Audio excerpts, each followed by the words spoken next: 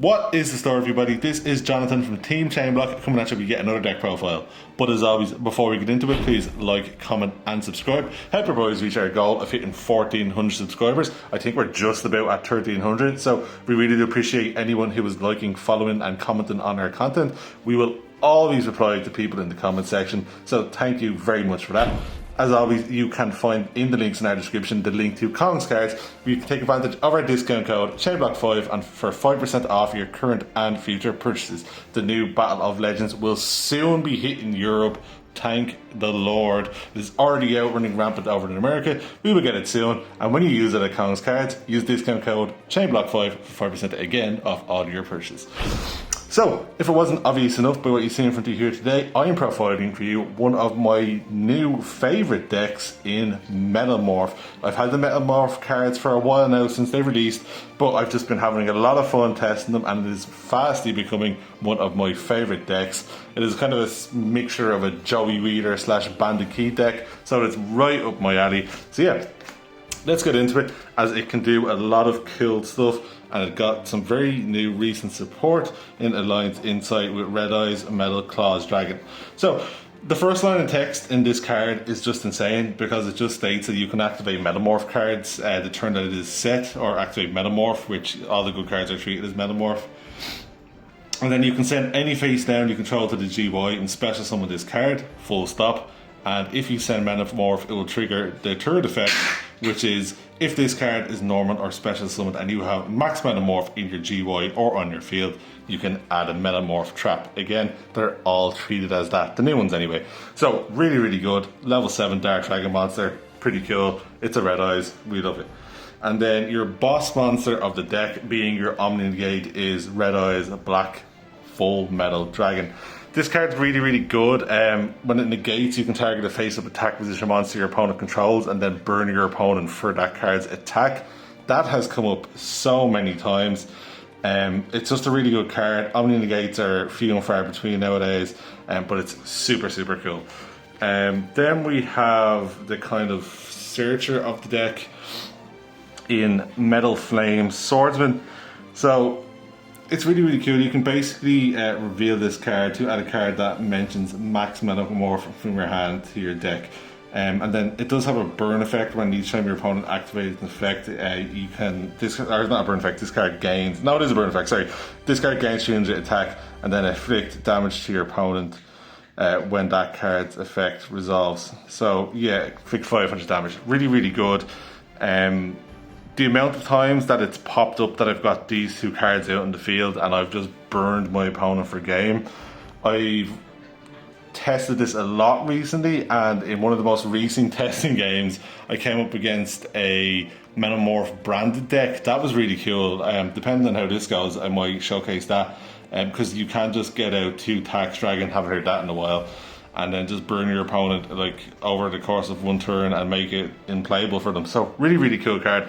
This is a definite three of, as it just has that amazing reveal feature that you can just search through your whole deck.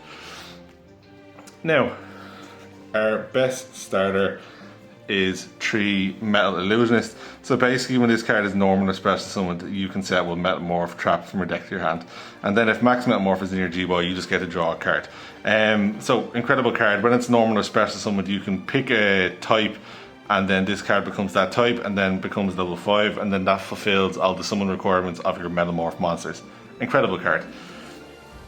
Now we have a really, really interesting card in Zoa the Fiendish Beast. This card is a really funny one. So I have been testing this a lot, and this card's the way that this card works catches a lot of people off guard. So basically, if your opponent controls a monster, you can normal summon this without triggering. You will hopefully be going first, so that's not really that important. But if this card is in your hand, you can special summon it in defense mode. Then if max Metalmorph is not in your GY, your opponent gets to special summon one card from their hand. Now, we'll come back to that. And during your main phase, you can set one Metalmorph trap from your deck. So, the previous mentioned effect where your opponent gets to special summon a monster from their hand if you special summon this card without max Metalmorph in your GY. They don't have to, but the amount of times that my opponent has special summoned a monster from their hand, thought, oh my god, I just get a free special summon, and that just gives you the knowledge of what you're playing against. You can then go into plays to banish or get rid of whatever they put in the field. They may summon something that gets to search or start. That hasn't really popped up. What has popped up, as I said, it's very funny. People are reluctant to use this card's effect to special summon good players anyway, because just knowledge in YuGiOh is everything. And then we are just playing one of the Metal Zoa X. He's just another searcher for the deck. You can set a max Metalmorph trap with his effect. Really good. And then 3 of the non-once per turn Rhoda in Incoming Machine. It just adds you a monster that mentions Metalmorph or a Metalmorph trap. It does it all. 3 of max Metalmorph. It just summons your big guys by tributing level 5 monsters, and then it gives the monster 400 attack, and it cannot be destroyed by battle or card effects, and your opponent cannot target it with monster effects. That's really, really good. The amount of people that just don't realise you can target, that's crucial. And then we are playing one of the Flame Coding Metalmorph. It's a really good card. So basically you get to tribute one face-up monster that mentions max Metalmorph, and then special summon a monster that cannot be normal summoned or set. Ignoring its summon conditions, it gains the 400 attack. It gains you can destroy this before that monster is destroyed. So that would summon your Full Metal, your Metal Flame Swordsman, or your Metal Zoa X. Really, really good. It's just another target to search. So that is it for the main Metalmorph cards. I'm just going to get into which little engine, which is, it's essentially Metalmorph as well. We are playing the 3 black dragons and then the 1 darkness metal dragon. Obviously when black metal dragon leaves the field, you get to search red eyes. So that is your darkness metal, your new claw dragon, and your full metal dragon. So essentially this is just the Metalmorph package as well. Now, we are playing some other machines. This is a 60 card pile. Shout out to the guy who done really, really well at a recent UK event. I believe he played Fiendsmith in this pile. If I owned Fiendsmith, I probably would play that. It's not a bad shout, but I just went for 2 other different engines. So, we are playing the Horus engine. You do want to get, as mentioned in previous effects, Metalmorph and GY. This helps out a lot. You can function very, very well with some other cards in your GY. So this just makes sense. Zombie Vampire getting into your Metalmorph engine is also crucial. That pops up a lot.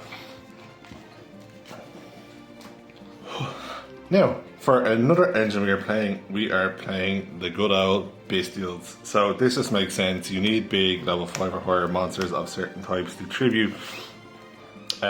One not of the norm is we are playing one, the Bystial Allure. This is a really fun card. I just wanted to try something different. I wanted to make a new level 11 synchro. Most of your max Metalmorph cards are 7s. It's very summonable. It gets to steal dragons. That does pop up whether your opponent has one on field or in GY. You can either yoink it with this or special summon it by tributing this from their GY. And then of course we are playing the 1 Branded Regain. Branded Regain, bringing this card to interact with dragons, will probably pop up more now with the Dragon Maid cards, depending on what your locals look like. So yeah, we are playing the Bystial package. Really, really fun. This deck, obviously being 60 cards, we're playing some fun staples. We are playing 3 Super Poly, really good card at the moment. We're doing the Triple Tactics Trust into the Talents, or 1 for 1, and we're of course playing Call by the Grave and Cross's Designator, as we're playing some of the best hand traps in the game at the moment. Speaking of, let's go into our hand traps. We are playing probably the best hand trap at the moment, bar Lance when it's played against certain decks. 3 draw, incredible card, stops turns. Then we're playing 3 Ash. Ash is a funny card. Obviously Ash is Ash, it will probably always be good. But its main purpose at this point is stopping cards like this in the Mulch armies. And then we're just playing 2 Infinite Impermanents, as it is 60. And I ran out of room, not gonna lie, but it's mainly just like a crosshair target. But obviously if you draw it, it's incredible. So that is it for the main deck. Let's go into the extra deck.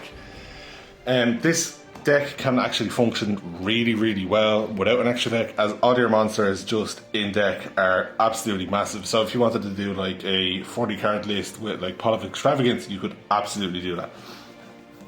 Now we are playing one Striker Dragon to get rid of our Black Metal Dragon. We can easily go into Seals, SP Little Knight, Dark, Celine to climb into Access Code. Your little Illusionist Metalmorph card is a spellcaster. And then we are playing the Horus, so we do get to make some rank 8s. If you want to protect yourself against Nib, you can play Photon Lord, you can play Hope Harbinger, but you can also make Full Metal Dragon on turn 1 now, which is anomaly gate. Previously the deck was not able to do that, but with the new Red Eyes card, we can do that quite easily. As mentioned, Zombie Vampire, Typhon is just an incredible card. I know people think it has that stipulation where if you summon Typhon, sometimes you lose. That's not always true. We are making the Bystial Dispatter. We can make Chaos Angel, and a new card that we can make, Shoutout City Biggins. We are making the Cursed Thunder God. We can make that with our level 8s and our Ash, or our Bystial Luber, and any of our level 7 monsters. This is a really funny card. So during your opponent's turn, quick effect, you can pay 1500 life points to tribute this card, then activate one of these effects. Destroy all their monsters your opponent controls, or wipe the board, or destroy all spells. So it's either a Regeki or a Feather Duster. Really cool. As we're playing Super Poly, we're playing the 3 probably generic best targets in Mud Dragon of the Swamp, Garura, and then Starving Venom, Fusion Dragon.